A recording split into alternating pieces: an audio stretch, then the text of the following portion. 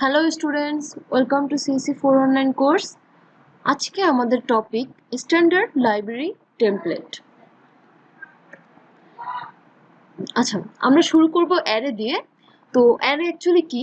Array হচ্ছে একটা box of numbers. Just like আমি একটা ভেরিয়েবলে তো একটার বেশি নাম্বার রাখতে পারি না, তাই না? তো আমি অ্যারে আমাকে হেল্প করবে একটা ভেরিয়েবলের মধ্যেই অনেকগুলো নাম্বার স্টোর করে রাখার জন্য। কিভাবে স্টোর করতে পারবো? আমি এই যে একটা বক্সের ছবি দিয়েছি, এই বক্স পুরোটা হচ্ছে একটা অ্যারে ভেরিয়েবল। সেখানে আমি আরো ছোট ছোট কিছু বক্স বানিয়েছি, তাই না? এই ছোট ছোট বক্সগুলো হচ্ছে এক একটা অ্যারে ইন্ডেক্স। এই একটা অ্যারের মধ্যেই আমি আমার সাইজ ডিক্লেয়ার করে ইচ্ছে মতো ভ্যালু স্টোর করতে পারবো। কিভাবে অ্যারেটা ডিক্লেয়ার করবো অ্যান্ড কিভাবে সাইজটা জানবো, এটা করার জন্য আমার লিখতে হবে int array third bracket open. তারপর আমি বলবো আমার এই অ্যারের মধ্যে কতগুলো নাম্বার আমি স্টোর করতে চাই। জাস্ট লাইক আমি 100টা নাম্বার স্টোর করতে চাচ্ছি, সো লিখবো 100 and then third bracket close. So C plus প্লাসে অ্যাকচুয়ালি এভাবেই অ্যারে ডিক্লেয়ার করতে হয়। জাভাতে আমরা int array equal new int এরকম অনেক কিছু লিখেছি, বাট সেখানে সি প্লাস প্লাসে এই প্রবলেমগুলো নেই। আমি শুধু একটা লাইন লিখেই অ্যারে ডিক্লেয়ার করতে পারবো উইথ সাইজ।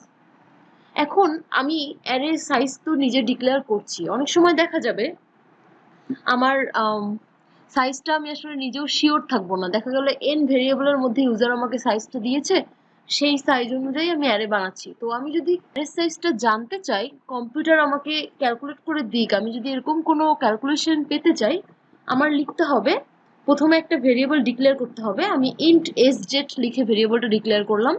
আমি এক্সপেক্ট করবো এই এস জেড এর মধ্যে আমার অ্যারে সাইজটা রিটার্ন করা হবে। তারপরে লিখবো সাইজ অফ অ্যারে, যেই নামটাই আমি অ্যারেটা ডিক্লেয়ার করছি সেটা, divided by size of array of 0। আচ্ছা, এরকম ডিভাইডেড বাই করার একটা রিজন আছে, সেটা হচ্ছে এখানে আসলে সাইজ অফ অ্যারে এই মেথড, এটা একটা, এই মেথডটা অ্যাকচুয়ালি আমাকে বিট ওয়াইজ রেজাল্ট দেয়। দ্যাট মিনস ওর কাছে একটা বক্স হচ্ছে 4 বিটের মতো। তো আমি যখন array of size of array বলছি, ও আমাকে অ্যাকচুয়ালি রিটার্ন করবে আমার প্রত্যেকটা বক্স যদি 4 বিটের সাইজ হয়, তাহলে কি এখানে আমার যদি 100টা বক্স থাকে, টোটালি 400টা বক্স আমার অ্যাকচুয়ালি এখানে 400টা বক্স আমার অ্যাকচুয়ালি এখানে রিটার্ন করবে, তাই না? কারণ 100 হচ্ছে আমার নিজের অ্যারের সাইজ, আবার প্রত্যেকটা বক্সের সাইজ হচ্ছে 4 বিট করে। তো 4 ইন্টু 100 হচ্ছে 400 বিট। সো ও তো আমাকে বিটের রেজাল্ট রিটার্ন করছে। এখন তাহলে আমার তো মানে অ্যাকচুয়াল রেজাল্টটা পেতে হবে, সেই জন্য আমি আবারও size of array of 0 size চাচ্ছি। দ্যাট মিনস অ্যারে অফ 0 মানে তো এখানে অ্যাকচুয়ালি কি প্রথম বক্সটা না? তো প্রথম বক্সটার বিট কি 4 বিট। সো কি হবে, ও 400 পাঠানোর পরে আমি ভাগ আবার 4 করে দিলাম, এতে করে আমি অ্যাকচুয়ালি অ্যারের অ্যাকচুয়াল সাইজটা পাচ্ছি, মানে 100। এখানে আমার জন্য 100 হবে। যখন আপনি যদি অন্য সাইজে ডিক্লেয়ার করেন, এখানে সেই অ্যান্সারটাই আসবে। আচ্ছা, এখন হচ্ছে মেম সেট। মেম সেটটা অ্যাকচুয়ালি ইউজ করা হয় অ্যারেকে, প্রত্যেকটা অ্যারের বক্সকে আমি 0 দিয়ে মানে ইনিশিয়ালাইজ করতে চাই, অথবা -1 দিয়ে ইনিশিয়ালাইজ করতে চাই, অথবা আমি আমার অ্যারেতে অনেক ভ্যালুজ রেখেছি, কিন্তু আমি সেটাকে ক্লিয়ার করে দিতে চাই সবগুলো অ্যারে বক্সে যেন 0 ভ্যালু থাকে। তখনই আমি অ্যাকচুয়ালি মেম সেটটা ইউজ করতে পারি। আসলে আমরা যখন জাভাতে একটা অ্যারে ডিক্লেয়ার করি, ওরা নর্মালি ইনিশিয়ালি আমার হচ্ছে অ্যারের প্রত্যেকটা ইন্ডেক্সের ভ্যালু 0 করেই দেয়। প্রত্যেকটা বক্সে ওরা ডিফল্ট ভ্যালু 0 রাখে, কিন্তু in case of C plus plus ওরা 0 রাখে না, ওরা গার্বেজ ভ্যালু রাখে। এই কারণেই আসলে সি প্লাস প্লাস জাভার চেয়ে মেমোরি এফিসিয়েন্ট, কারণ ওরা গার্বেজ ক্লিনার ইউজই করে না। 0 ভাবে ওরা যদি কিছু করতে হয় নিজে করো, এরকম ব্যাপারটা। তো মেম সেটটা অ্যাকচুয়ালি খুব ইম্পর্টেন্ট। যখনই একটা অ্যারে ডিক্লেয়ার করব, সাথে সাথে মেম সেটটা দিয়ে ইনিশিয়ালাইজ করে দিতে পারি 0 হিসেবে, যাতে পরবর্তীতে আমরা কাজ করলে কোনো গার্বেজ ভ্যালু নিয়ে প্রবলেমে পড়তে না হয়। এরপরে অ্যারেটা ইটারেট করব কিভাবে? অ্যারে এক্স্যাক্টলি জাভার মতো ইটারেশন হবে, যে অ্যারের ইন্ডেক্সিং অবশ্যই 0 থেকে স্টার্ট হবে এবং n-1 পর্যন্ত যাবে, যেখানে n হচ্ছে আপনার অ্যারের সাইজ। অ্যান্ড আপনার অ্যারের ভ্যালু যদি আপনি অ্যাক্সেস করতে চান, সেটাকে লিখতে হবে অ্যারের নেমটা, তারপর third bracket open, index number, third bracket close. এখানে আমি দেখিয়েছি অ্যারের ভিতরে ইনপুট কিভাবে নিতে হয়। আমি স্ক্যানএফও ইউজ করতে পারি সিইন এর বদলে, ডাজেন্ট ম্যাটার। তো সিইন অফ অ্যারে আই লিখলেই আসলে অ্যারে আই এর মধ্যে আমি যেই ইনপুটটা আমাকে ইউজার দিবে সেটা স্টোর হয়ে যাবে। ঠিক আছে, এটার বদলে আমি অ্যাকচুয়ালি স্ক্যানএফও কিন্তু ইউজ করতে পারতাম, same procedure. Array I actually আমি ভেরিয়েবলের বদলে অ্যারে অফ আই লিখবো। এখন আমি একটা অ্যারে ডিক্লেয়ার করে দেখাই উইথ ভ্যালু। এখানে যখন আমি অ্যারে ডিক্লেয়ার করেছি এটা অ্যাকচুয়ালি কি করলো, গার্বেজ ভ্যালু দিয়ে অটো ইনিশিয়ালাইজ হয়ে গিয়েছিল। এখন আমি চাই গার্বেজ ভ্যালু দিয়ে ইনিশিয়ালাইজ না হয়ে আমার একটা নিজের ভ্যালু দিয়ে ইনিশিয়ালাইজ হোক। তখন আমি অ্যাকচুয়ালি এভাবেই ইনিশিয়ালাইজ করতে পারি যে প্রথমে বলে দিলাম ইন্ট টাইপের হবে আমার অ্যারেটা, অ্যারের নামটা বললাম বার, তারপরে আমি বললাম অ্যারের সাইজ হবে 5 অ্যান্ড দেন 10 20 30 40 50, এগুলো হচ্ছে আমার প্রত্যেকটা ইন্ডেক্সের মধ্যে যে ভ্যালুগুলো বসবে সেগুলো। তারপর আমি প্রিন্ট করে দেখতে চাইলে এইভাবে প্রিন্ট করতে পারি C out bar of 2, C আউটের বদলে প্রিন্টএফও ইউজ করা যাবে। তারপরে আমি চাইলাম যে প্রথম 3-4টা ইন্ডেক্সের ভ্যালু আমি বলে দিই, পরের ভ্যালুগুলো ওরা নিজেরা দিয়ে দিক। তো সেই ক্ষেত্রে আমি কি করতে পারি, ইন্ট বার 5 মানে 5 লেন্থের একটা বার নামের অ্যারে ক্রিয়েট করো এবং সেখানকার প্রথম 3টা ইন্ডেক্সে 10 20 30 রাখো। তো 10 20 30 থাকবে, আর পরের ইন্ডেক্সে বাই ডিফল্ট 0 হওয়া উচিত। যদি গ্লোবালি আপনি অ্যারেটা ডিক্লেয়ার করেন তাহলে বাই ডিফল্ট ওর ভ্যালু 0 হয়ে যাবে, আর যদি গ্লোবালি না করে মেইন মেথডের ভিতরে আপনি কোনো একটা অ্যারে ডিক্লেয়ার করেন তাহলে এখানে গার্বেজ ভ্যালু থাকবে। এরপরে int array of 4 4, that means আমি যদি 2 ডাইমেনশনাল অ্যারে বানাতে চাই, জাস্ট লাইক আপনি হচ্ছে গ্রাফের প্রবলেম যদি করতে চান তাহলে দেখবেন আপনাকে 2 ডাইমেনশনাল অ্যারে দিয়ে কাজ করতে হবে। সেই ক্ষেত্রে আমার রো থাকবে, কলাম থাকবে। তো আমি 2টা থার্ড ব্র্যাকেট ইউজ করে আসলে 2 ডাইমেনশনাল অ্যারে বানাতে পারি, যেটার প্রথমটা হচ্ছে আপনার রো আর পরেরটা হচ্ছে কলাম ডিফাইন করে। এরপর ভেক্টর, ভেক্টরটা অ্যাকচুয়ালি লিঙ্ক লিস্টের মতো করে চিন্তা করতে পারেন। জাস্ট লাইক আমার ডাইনামিক অ্যারে, আমার কোনো সাইজের কোনো মানে লিমিট নেই, আমি বলে দিতে হবে না আমার অ্যারেটা সাইজ কত হবে, এবং আমি ইজিলি সাইজ কম বেশি করতে পারবো। ঠিক আছে, তো এটা লেখার ওয়েটা হচ্ছে ইনিশিয়ালাইজ করা ওয়ে হচ্ছে vector data type vector name. Data type মানে হচ্ছে আপনার ভেক্টর যদি ইন টাইপের হয় আপনি এখানে ইন্ট লিখবেন, স্ট্রিং টাইপের হলে স্ট্রিং লিখবেন, তারপরে সো অন। ওকে, তো আমি কোড করে দেখাচ্ছি না, আমি আশা করব এখানে কোডগুলো যে এখন আমি এক্সপ্লেইন করছি আপনারা নিজেরা কোড ব্লকসে এই কোডগুলো করে করে চেক করে দেখবেন যে কাজ করছে কিনা, কিভাবে কাজ করছে। যখন নিজেরা কোড করে দেখবেন তখনই দেখবেন বিভিন্ন কোশ্চেন ক্রিয়েট হবে, কোশ্চেনগুলো লিস্ট করে ফেলবেন। যখন আমরা কনসালটেশন বা লাইভ ক্লাসে আসব সাথে সাথে এই কোশ্চেনগুলো আমাকে আস্ক করবেন। এভাবেই আসলে আপনাদের কোর্সগুলো কমপ্লিট করতে হবে, বিকজ সিচুয়েশনটা আসলে এরকমই, না হলে তো ক্লাস হলে তো ক্লাসে হয়তো আমরা ডিসকাস করতে পারতাম। আচ্ছা, তারপরে to take value in vector, vector name dot push back value, that means আমার যেমন অ্যারেতে সরাসরি অ্যারে অফ কোনো একটা ইন্ডেক্সের ভ্যালু দিয়ে বলে দিতে পারি যে এই ইন্ডেক্সে এই ভ্যালুটা পুট করো, মানে ডাইনামিক্যালি আমি কিন্তু অ্যারেতে ভ্যালু সেট করতে পারতাম, বাট ভেক্টরের ক্ষেত্রে এটা একটা লিমিটেশন। আমি এই যে প্রথমে পুশ করব, যখন প্রথমে 1 পুশ হলো, তারপরে এক্স্যাক্টলি পরের ইন্ডেক্সে গিয়েই 3 পুশ হবে, তারপরে 2 পুশ হবে, 9 পুশ হবে। আমি ডাইনামিক্যালি 2 নম্বর ইন্ডেক্সে এটা দিলাম, 5 নম্বর ইন্ডেক্সে সেটা দিলাম, এটা কিন্তু কখনোই পসিবল হবে না। তো কিভাবে আমি পুশ করব, এই যে ভেক্টর নেমটা আমি প্রথমে লিখবো, তারপর dot push underscore back, and ব্র্যাকেটের ভিতরে আমি দিব আমি কোন ভ্যালুটা পুশ করতে চাই। এই যে এখানে যখন আমি 12 পুশ করেছি আমার ভেক্টর 0 নাম্বার ইন্ডেক্সে 12 আছে, আবার যখন আমি 3 পুশ করেছি আমার ভেক্টরের 2 নাম্বার ইন্ডেক্সে 3 আছে।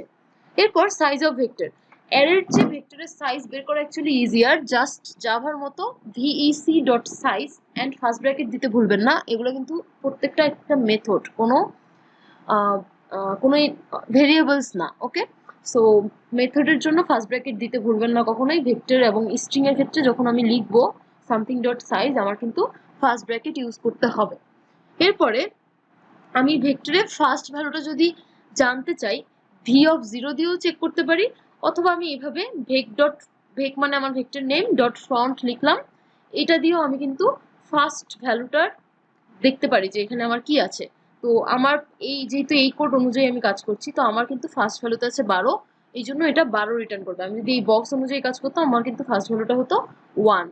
এরপরে আবার ভেক্টরের লাস্ট ভ্যালু কি আছে এটা যদি দেখতে চাই, এটা আসলে ভি অফ সাইজ মাইনাস 1 দিয়ে খুঁজলেই হবে, অথবা ভেক ডট ব্যাক লিখে মানে লিখলেও ওরা আমাকে লাস্ট ভ্যালুটা রিটার্ন করবে, যেখানে আমার লাস্ট ভ্যালুটা আসলে কি, আমি 12 পরে শুধু 3ই তো রিটার্ন করছি, সো আমার লাস্ট ভ্যালুটা হবে 3। এরপর ভেক্টর ইটারেশন জাস্ট লাইক অ্যারের মতোই, কিন্তু ভেক্টরে আবার ইনপুট নিতে গেলে আমার এক্সট্রা একটা টেম্পোরারি ভেরিয়েবল ইউজ করতে হবে, বিকজ আমি তো ভেক.পুশব্যাক নামের একটা মেথড ইউজ করে ভেক্টরকে একটা ভ্যালু ইনসার্ট করছি, তাই না? তো এই ক্ষেত্রে আমার এই ভেরিয়েবলটা প্রথমে ডিক্লেয়ার করে সিইন বা স্ক্যানএফ দিয়ে নিয়ে নিতে হবে, তারপর ভেরিয়েবলটাকে ভেক্টরের নাম ডট পুশব্যাক দিয়ে জাস্ট পুশ করে দিলেই কিন্তু আমার ভেক্টরে সবগুলো ভ্যালু চলে আসবে।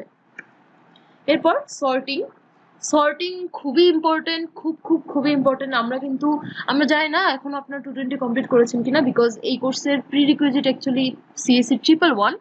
তো 220 করলে আপনারা দেখবেন যে আসলে ফার্স্ট সেমিস্টার থেকেই আমরা সর্টিং ছোটখাটো রুলগুলো দেখিয়ে দিই, বাবল সর্ট, সিলেকশন সর্ট। এরপরে আমরা যখন 221 এর দিকে যাই আমরা মার্জ সর্ট শিখি, কুইক সর্ট শিখি। এগুলো আসলে কেন এতগুলো সর্ট শিখতে হচ্ছে, এটার মেইন রিজন হচ্ছে টাইম কমপ্লেক্সিটি কি, বেশি টাইম লাগছে কিনা। যেই কোডটা করতে আমার সবচেয়ে কম টাইম লাগছে বা সবচেয়ে কম মেমোরি লাগছে, সেটা হচ্ছে আমার সবচেয়ে এফিশিয়েন্ট কোড। তো 220-তে বা 221-এ আমরা অ্যাকচুয়ালি এফিসিয়েন্সি সম্পর্কে আরো ভালো মতো জানতে পারি। তো এইখানে সর্টিং এ আমি এক লাইন দিয়ে করব। কারণ কি, কারণ আমি যেই এক লাইনের সর্ট ফাংশনটা ইউজ করব, এর টাইম কমপ্লেক্সিটি অন্যান্য সব সর্টিং মানে যেই মেথডগুলো ইউজ করা হয় সবগুলোর চেয়ে অনেক বেশি এফিশিয়েন্ট। তো আমার এত কষ্ট করে মানে আমার যদি নিজের কাস্টমাইজ করার কোনো প্রয়োজন না পড়ে, যে আমি এইভাবে সর্ট করতে চাই, ওইভাবে সর্ট করতে চাই, একটা নাম্বার স্কিপ করে সর্ট করতে চাই, এরকম যদি কাস্টমাইজেশনের মানে প্রয়োজন না পড়ে, আমি সরাসরি এই একটা সর্ট নামের একটা মেথড আছে, ওটা কল করলেই কিন্তু এনাফ। যখন আমার কাস্টমাইজেশনের দরকার হবে তখনই আমি আসলে ডিফারেন্ট সর্টিং অ্যালগোরিদম গুলো ইউজ করব।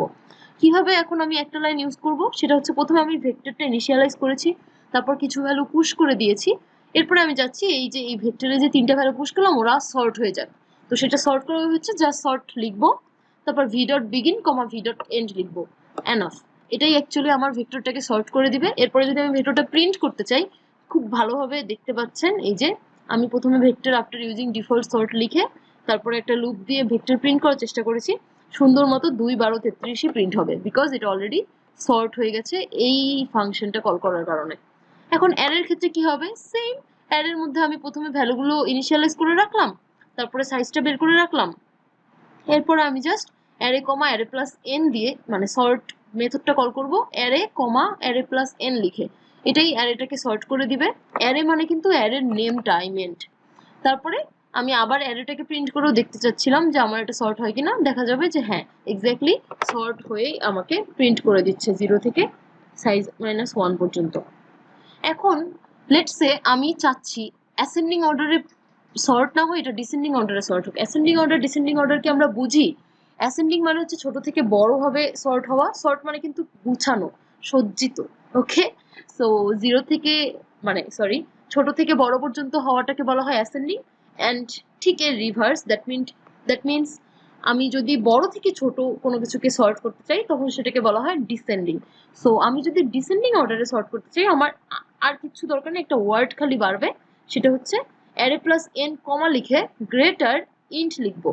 যেহেতু আমার অ্যারেটা ইন্ট টাইপের, এই জন্য আমি এখানে ইন্ট লিখলাম। যদি আমার অন্য টাইপের অ্যারে হতো আমি কিন্তু এখানে সেই টাইপটাই লিখবো, তাহলেই ও অ্যাকচুয়ালি আমাকে বড় থেকে ছোট সর্ট করে দিয়ে দিবে। আমি কিন্তু এই সর্ট মেথড দিয়ে ইন্টিজার, স্ট্রিং, ক্যারেক্টার সবকিছুই সর্ট করতে পারি, নাথিং উইল মানে স্টপ ইউ। ওকে, তারপর ভেক্টরের ক্ষেত্রে কি হবে, v.begin, v.end and exactly same এখানকার গ্রেটারের মতো এভাবে লিখতে হবে। এই ইনটা অ্যাকচুয়ালি যেটা আপনার যেটা অ্যারের টাইপ সেটা লিখে দিতে হবে। আচ্ছা, কাস্টমাইজ সর্টিং আরেকটা আছে, আই মিন আপনি এটা ফাংশন ইউজ করেও রিভার্স সর্টিং করতে পারেন। এটা আমরা পরে যখন এই যে ম্যাপ সম্পর্কে পড়াশোনা করবো, এসটিএল এর ম্যাপ নিয়ে আমরা দেখবো, তখন দেখবো যে কাস্টমাইজ সর্টিংও করা যায়। আমি নিজের ইচ্ছা মতো সর্টিং এর রুলস চেঞ্জ করে দিতে পারি। এরপর স্টেবল সর্টটা নর্মালি আমরা ইউজ করি না, বিকজ আমাদের মানে এটা কখন ইউজ করা হয়, যখন আমি চাই আমার নাম্বারগুলো আমি যেভাবে দিয়েছি, ধরেন আমি এখানে 2টা সেম নাম্বার দিলাম, জাস্ট লাইক 1 1 2 3 দিলাম। তো 1 1 2 3 সরি 11532 এরকম একটা যদি ভ্যালু দেই, ও যখন সর্ট করবে যেই ওয়ানটা আমি আগে দিয়েছিলাম সেই ওয়ান যেন আগেই থাকে অ্যান্ড সেকেন্ড ওয়ান যেন ঠিক তার পরেই থাকে, এই যে মেমোরিটা যেন ঠিক জায়গাতে থাকে, এই স্টেবিলিটিটা এনশিওর করে হচ্ছে স্টেবল সর্ট। এটা অ্যাকচুয়ালি যখন আমার এই যে প্লেসটা অনেক বেশি ইম্পর্ট্যান্ট, আমার ধরা দেখলাম যে আমার ইন্ডেক্সের ওই ভ্যালুর সাথে অন্য কিছু রিলেট করতেছে, অন্য কোনো কিছুর সাথেও রিলেট করা পসিবল হচ্ছে, তখনই আসলে স্টেবল সর্টটা দরকার হয়। এটা এমনি সর্টের মতোই টাইম নেয়, মাঝে মাঝে যখন বেশি ডুপ্লিকেট ভ্যালু থাকে তখন হয়তো লগ স্কোয়ার এন মতো টাইম নিয়ে থাকে।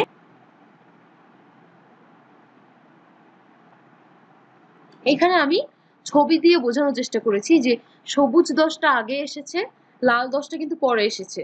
তো সর্টিং এর পরে যেন সবুজ 10টা অলওয়েজ আগেই থাকে, লাল 10টা পরেই বসে, এই জিনিসটা এনশিওর করা হচ্ছে স্টেবল সর্টের কাজ। এই যে 20-এর ক্ষেত্রেও কিন্তু সেম, লাল 20 আগে এসেছে তো আগে লাল 20 লিখতে হবে, সবুজ 20 পরে এসেছে তো সবুজ 20টা পরে লিখতে হবে।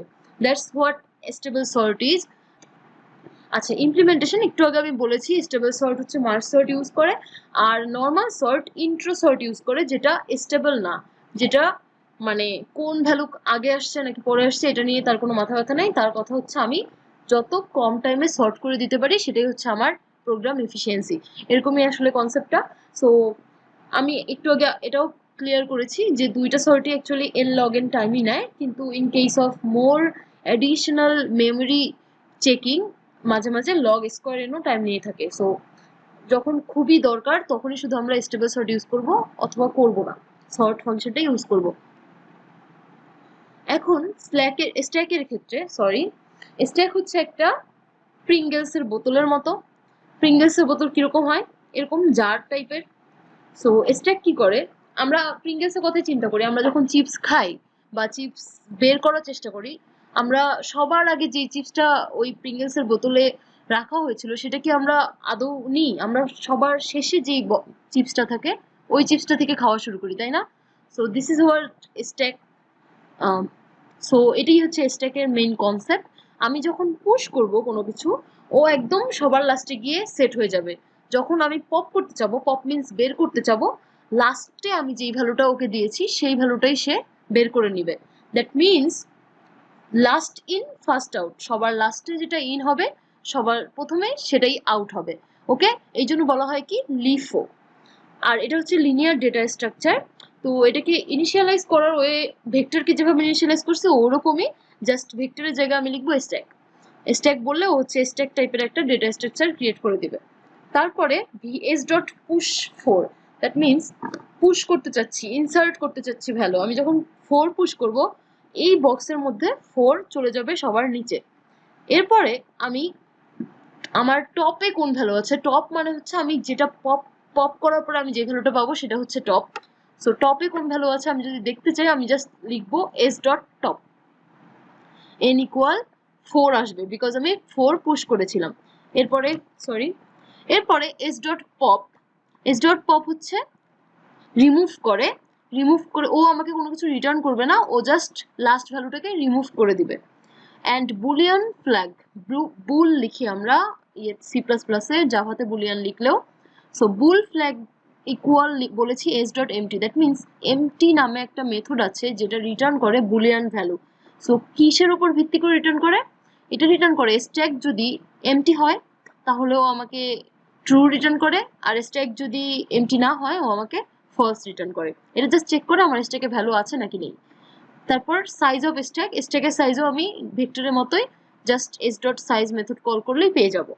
এরপর স্ট্যাক যদি আমি পুরো স্ট্যাকে সবগুলো ভ্যালু শো করতে চাই, আমি এভাবে হোয়াইলের মধ্যে, এখানে তো কোনো ইন্ডেক্সিং ভ্যালুও নেই, এখানে মানে ভেক্টর বা অ্যারেতে যেমন ইন্ডেক্সিং ছিল 0 থেকে সাইজ, বাট এখানে তো নেই। সো আমি কি করব, যতক্ষণ পর্যন্ত স্ট্যাক এমটি না হচ্ছে ততক্ষণ পর্যন্ত পপ করতে থাকবো।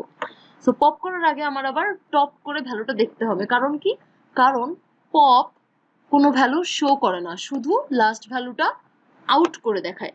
ওকে, সো যখন আমি while s ডট এমটি করছি, চেক করছি যে আমার স্ট্যাকে এখনো ভ্যালু আছে কি নেই, যদি থাকে তাহলে ভিতরে আসবো, এসে আগে টপটাকে প্রিন্ট করে দিব অ্যান্ড পপ করে আমি লাস্ট ভ্যালুটাকে আউট করে দিয়ে এখন আমার টপ কিন্তু নেক্সট ভ্যালুটা হবে।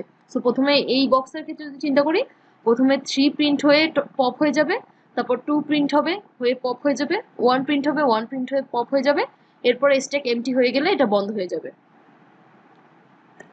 তারপর আচ্ছা, স্ট্যাকের একটা মানে অনেক পপুলার একটা অ্যাপ্লিকেশন হচ্ছে প্যারেনথেসিস চেক করা। এছাড়া আরো অনেক কাজে স্ট্যাক ব্যবহার করা হয়। এটা অ্যারে অ্যান্ড ভেক্টরের মতো হলেও এটার অ্যাকচুয়ালি কাজ কিন্তু অনেক ডিফারেন্স ক্রিয়েট করে। সো আমরা শিখবো পরবর্তীতে প্যারেনথেসিস চেকিংটা কিভাবে করতে হয় স্ট্যাকে। এরপরে আসলো কিউ। কিউ হচ্ছে লিফটের লাইন, ব্র্যাকের লিফটের লাইন। আমি আপনাদের অন্য লেকচারেও বলেছিলাম। তো আমার লিফটের লাইনে কি করি, সবার আগে যে লাইনে দাঁড়ায় সেই তো আগে লিফটের ভিতর ঢুকতে পারে, তাই না? সো সার্ভিসটা আমরা কিভাবে পাচ্ছি, যখন আমরা ফার্স্টে আসতেছি তখনই আমি ফার্স্ট সার্ভিস পাচ্ছি। এই জন্য কিউ এর মেকানিজম হচ্ছে first in first out, FIFO. তো কিউকে এখন আমি যদি ডিক্লেয়ার করতে চাই, ইনিশিয়ালাইজ করতে চাই, just like stack and vector, আমি লিখবো কিউ, তারপরে ডেটার টাইপটা আমি কি রাখতে চাই, স্ট্রিং রাখতে পারি, ক্যারেক্টার রাখতে পারি, ইন্টিজার রাখতে পারি, যেটা চাই সেটাই লিখে দিব, তারপরে কিউ এর নেমটা লিখবো।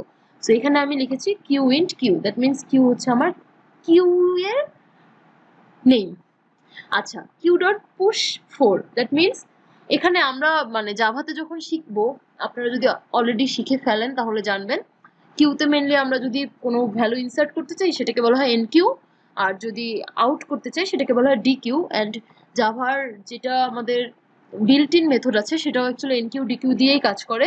কিন্তু in case of C plus plus আমি কিউতেও ইনসার্ট করার জন্য পুশ ইউজ করতে পারবো, এবং কোনো কিছু রিমুভ করার জন্য পপ ইউজ করতে পারবো। আর স্ট্যাকে যেমন আমি টপ ইউজ করি ভ্যালু দেখার জন্য, এখানে আমি ইউজ করব ফ্রন্ট। তো আমি একটু আগে বলেছি কিউ এর মেকানিজম হচ্ছে first in first out, that means আমি যদি এন কিউ করি ও অ্যাকচুয়ালি লাস্টে এসে দাঁড়াবে, মানে লাস্টে এসে ইনসার্ট হবে।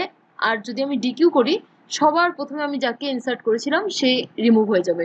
আর কিউ ডট ফ্রন্ট করলে সবার প্রথমে কে আছে সেটা আমাকে দেখানো হবে। সো সাইজটাকেও একবার একই রকম ভাবে আমি কিউ ডট সাইজ লিখে রিটার্ন করবে আমাকে সাইজের ভ্যালু। আর ফ্ল্যাগ হচ্ছে কিউ ডট এমটি। সো যেহেতু আমার কিউ ডট এমটি মেথডটাও সেম, আমি স্ট্যাকের মতো করে কিন্তু কিউকেও ইউজ করতে পারবো। এই কিউ ডট এমটি কে ইউজ করতে পারবো একটা লুপ চালিয়ে পুরো কিউতে কে কে আছে সেটা দেখার জন্য। অ্যান্ড ডিকিউ এটা একটু ডিফারেন্ট ডেটা স্ট্রাকচার, মানে আমরা খুব বেশি প্রয়োজন না হলে ডিকিউটা ইউজ করি না, এটা ভেক্টরের মতোই কাজ করে। জাস্ট ভেক্টরের চেয়ে কিছু এডিশনাল ফাংশন দেয়া আছে, সেটা হচ্ছে আমি ভেক্টরে তো অলওয়েজ পুশ ব্যাক করে করে পিছনে ভ্যালু মানে ইনসার্ট করতে পারছিলাম। ডিকিউ এর ক্ষেত্রে আসলে এই জিনিসটা একটু অ্যাডভান্সড, আমি চাইলে পিছনেও ভ্যালু ইনসার্ট করতে পারি, সামনেও ভ্যালু ইনসার্ট করতে পারি, কিন্তু মাঝে কিন্তু করতে পারবো না বাই দ্য ওয়ে। এবং আমি পিছনে কি আছে সামনে কি আছে সবকিছু দেখারও ব্যবস্থা করতে পারি D dot front D dot back দিয়ে। সো এটা আসলে একদম এক্স্যাক্টলি ভেক্টরের মতোই কাজ করবে, জাস্ট এই একটা এক্সট্রা ফিচার আছে, সেটা হচ্ছে পিছন দিকে এবং সামন দিকে দুই দিক দিয়েই ভ্যালু ইনসার্ট করা যায়। এই জন্যই মাঝে মাঝে ডিকিউ আমাদের প্রয়োজন পড়লেও পড়তে পারে। এরপরে প্রায়োরিটি কিউ। প্রায়োরিটি কিউ হচ্ছে ডিফারেন্ট টাইপের কিউ। কিউ এ যেমন আমি first in first out mechanism follow করি, প্রায়োরিটি কিউতেও করব, কিন্তু প্রায়োরিটিও মেনটেন করতে হবে। কারা প্রায়োরিটি পাবে? নর্মালি প্রায়োরিটি কিউতে ম্যাক্সিমাম নাম্বারদের প্রায়োরিটি সবচেয়ে বেশি হয়। দ্যাট মিনস আমি যদি 180, 60, 40, 30, 20, 10 এভাবে কিউতে পুশ করি, প্রায়োরিটি কিউ কি করবে, মানে আমি তো অলরেডি সর্টেড ওয়েতে পুশ করছি, আমি যদি এই ভ্যালুগুলো উল্টোপাল্টা ভাবে পুশ করতাম, স্টিল প্রায়োরিটি কিউ যখন ডিকিউ করবে সবার আগে ম্যাক্সিমাম ভ্যালুটা মানে পপ করবে। সো ও অ্যাকচুয়ালি সর্টেড হয়ে ডিসেন্ডিং অর্ডারেই পপ করে করে আমাকে দেখাবে। তো আমি যদি এখন আপনাকে বলি একটা ডিসেন্ডিং সর্টেড অ্যারেকে অ্যাসেন্ডিং অ্যারেতে বানায় দেখো।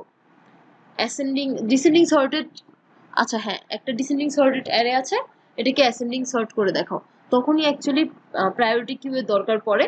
সো আমরা এটা প্রবলেম সলভিং ক্লাসে দেখবো কিভাবে প্রায়োরিটি কিউ ইউজ করে আমরা এইভাবে অ্যাসেন্ডিং কে ডিসেন্ডিং করে ফেলতে পারি। আর প্রায়োরিটি কিউ ইনিশিয়ালাইজ করা ওয়েও সেম, কিউ এর বদলে জাস্ট প্রায়োরিটি কিউ লিখতে হবে। এছাড়া বাকি সবকিছু এই টপ পপ তারপরে পুশ সবকিছু সেম জিনিস। ওকে, তারপর নেক্সট টপিক, এটা ছিল আমাদের এসটিএল এর সিগমেন্ট 1 এর লেকচার। তো সিগমেন্ট 2 আমি এখানেই কমপ্লিট করবো বিকজ ইটস সাপ্লিমেন্টারি লেকচার। তো একটু পরে আমরা কমপ্লিট করবো হচ্ছে map, pair, set and string stream.